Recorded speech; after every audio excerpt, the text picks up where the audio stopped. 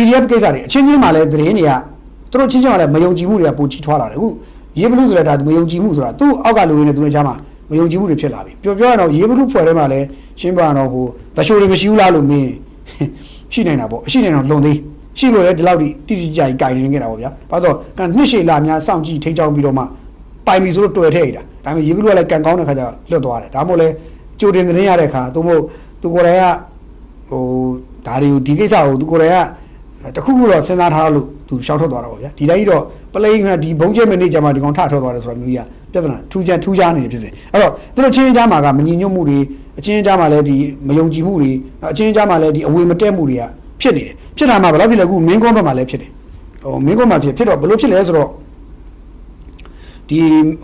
မင်းကင်း sorry မင်းကုန်းနဲ့မကူမင်းကုန်းကဟိုဟာဇာတ်ဟုတ်အထက်မင်းကင်းဟိုဘက်ကပေါ်ဘက်ကနော်အဲ့တော့မင်းကင်းဘက်မှာလည်းဘာဖြစ်လဲဆိုတော့ဒီဟို Spring Revolution Force လို့ခေါ်မလားဒီ SRF လို့ခေါ်တဲ့ဒီအဖွဲ့ပေါ့နော်သူ့ခေါ်တော့ចောင်းသားsorry Spring မဟုတ်ဗျသူတိရ Spring မဟုတ်ចောင်းသားလိုက်လူမျိုးတက်မတော်လို့တော့သူတို့ခေါ်တာပဲဗျအဲ့လိုတော့ခေါ်တယ်ကျွန်တော်တော့ဟိုသူတို့အဖွဲ့နာမည်ကိုသိချာမှတ်တော့မထားဘူးသို့တော့ကျွန်တော်တို့သိရတဲ့လောက်တော့ចောင်းသားလူမျိုးတက်မတော်အဲ့ဒီအဖွဲ့ကိုအဲ့ဒီအဖွဲ့ကခေါင်းဆောင်ကိုဟိုကောင်းကြီးကဖမ်းတယ်ဆိုပြီးတော့ထပြန်တက်ကုန်ကြပြီ NUG ကဖမ်းတယ်ဆိုပြန်တက်ကုန်ကြပြီတက်ကုန်တဲ့ဇာတ်လမ်းကိုအကြီးကျယ်ဖြစ်နေတယ် Student Revolutionary Force sorry ကျွန်တော် Spring 1နဲ့မှားသွားလို့သူ့ရဲ့ဟာ Student Revolutionary Force လို့ခေါ်တဲ့အဖွဲ့အဲ့အဖွဲ့ကမေလ26ရက်မနေ့ကကြီးညက်ချက်တစ်စောင်ထုတ်တယ်အဲ့ထုတ်ပြတဲ့စောင်အရာပြောရရင်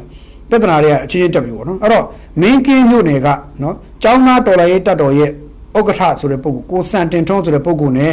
မင်းကင်းကအဲ့ကိုစံတင်ထွန်းတဲ့ပုဂ္ဂိုလ်နဲ့မင်းကင်းမှာတာဝန်ထမ်းဆောင်တဲ့အဲ့ဒီ SRF ဆိုတဲ့အဖွဲ့ကပုဂ္ဂိုလ်တွေနော်လူအခုဆို73ဦးထက်မနည်းလို့သိရတယ်နော်အဲ့73ဦးထက်မနည်းကို NUG အုပ်စုကဖမ်းထားတယ်ဘယ်လိုဖမ်းလဲဆိုတော့ထုတ်ပြန်ချက်အရပြောရရင်ကိုစံတင်ထွန်းတို့အဖွဲ့ကို SRF ကခေါင်းဆောင်ကိုစံတင်ထွန်းတဲ့အဖွဲ့ကိုတဲ့မင်းကင်းပကဖအဖွဲ့တွေနဲ့ဒီ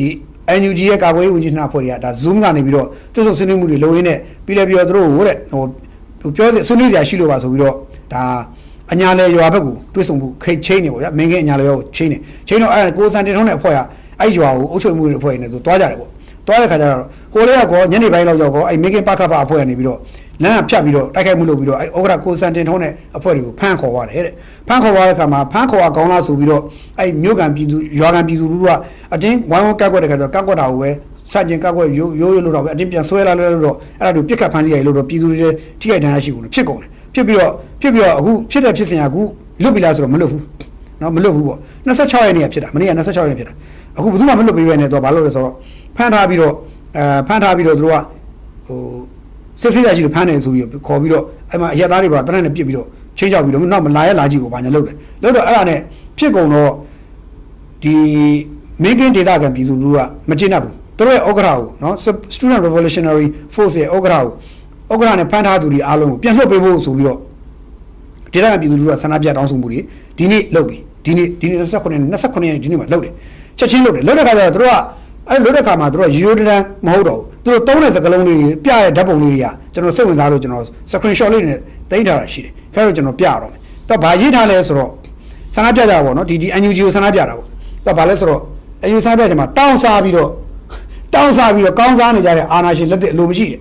နော်သူ NUG ကိုပြောတာတောင်းစားပြီးတော့ကောင်းစားနေတဲ့အာဏာရှင်လက်သက်အလိုမရှိတဲ့ဆိုပြီးတော့ NUG ကိုသူကပြောတယ်နောက်တစ်ခါဘာလဲဆိုတော့သူတို့ရဲ့ပြည်သူ့ခေါင်းဆောင်ဆရာဆန်ကိုချက်ချင်းလှုပ်ဒါမှပြောတယ်ပြီးတော့နောက်တစ်ခုရတာပါလဲဆိုတော့အပြောနဲ့အလုံးနဲ့မညီတဲ့လူလေးအစိုးရအလုံးမရှိဆို NUG ကိုပြောလာပြီဆိုတော့ NUG ဟာတောင်းစားပြီးကောင်းစားတဲ့အပြောနဲ့အလုံးနဲ့မညီတဲ့လူလေးအဖွဲ့ဆိုတာမျိုးကိုအဲ့မျိုးကန်တွေကထပြောអော်လာတော့ဗျာထអော်လာတယ်អော်လာတော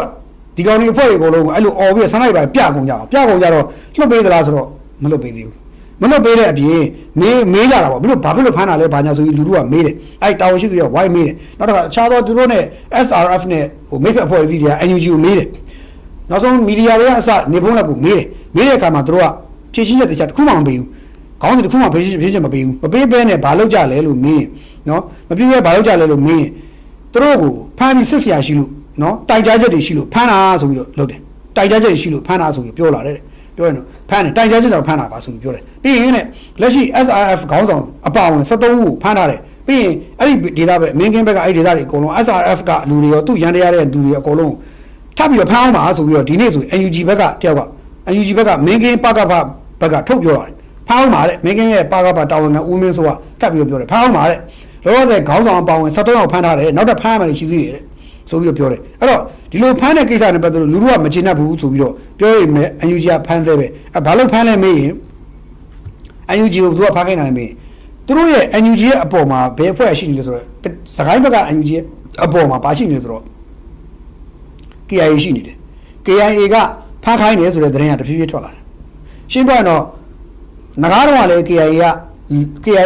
ထိတ်ချုပ်လို့မရတဲ့ခါကျတော့ NUG ကိုဖမ်းခိုင်းတာအဲ့မှာငကားနဲ့ NUG နဲ့ထချပြီးတော့နောက်ဆုံးငကားစစ်တပ်ဘက်ကိုပြေးဝင်လာတယ်အခုလည်းဒီငကားလိုဖြစ်မှာစိုးတယ်လို့သူတို့ကောက်ချက်ချပုံရတယ် NUG ကို KIA ကလှမ်းခိုင်းလိုက်တဲ့ခါ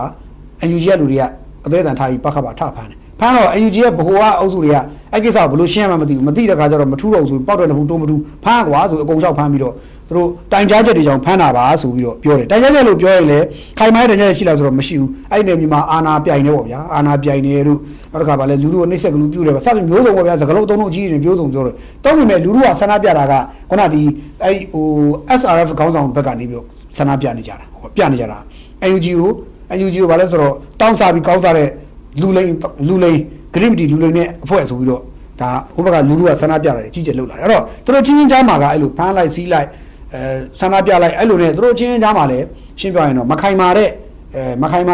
ဆက်ဆံရေးတွေဖြစ်လာတယ်ပြိုလဲလာတဲ့ဆက်ဆံရေးတွေဖြစ်လာတယ်ပြိုကွဲလာတဲ့ဆက်ဆံရေးတွေဖြစ်လာတယ်ဒီလိုပြိုကွဲခြင်းအကြောင်းအရာအာဏာပြိုင်နေပြီးတော့ဘာလို့ဆို NUG ကိုယ်တိုင်ပင်လည်းရင်အာဏာတွေပြိုင်လာကြတာဟုတ်သူတို့ချင်းချင်းအောက်ခြေမှာရှိတဲ့ဒီစစ်တပ်ကိုတော်လာနေဆိုတော့လူ